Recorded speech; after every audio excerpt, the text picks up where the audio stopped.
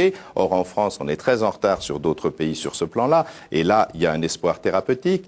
Les reprogrammations cellulaires qui, bien sûr, aujourd'hui peuvent demander du temps, mais on peut espérer, tout comme le transfert nucléaire, que ça puisse aboutir un jour. C'est-à-dire qu'autrefois, quand j'avais fait mes études de médecine dans les années 70, on nous avait dit qu'une cellule différenciée ne peut pas revenir en arrière.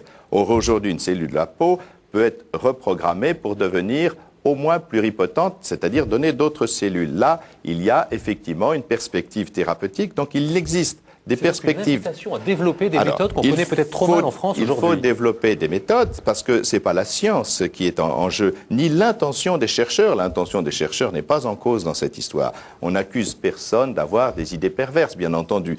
La question, c'est une réflexion éthique. C'est-à-dire, qu'est-ce qui est juste pour l'homme? Qu'est-ce qui est digne de l'homme? C'est la question qui se pose aux chercheurs et c'est ce que l'Église essaie de faire quand elle parle de la dignité humaine depuis son commencement jusqu'à la fin de l'existence. Alors, notre réflexion devra se poursuivre et plusieurs questions essentielles se dessinent. Malheureusement, les impératifs nous demandent de rendre l'antenne.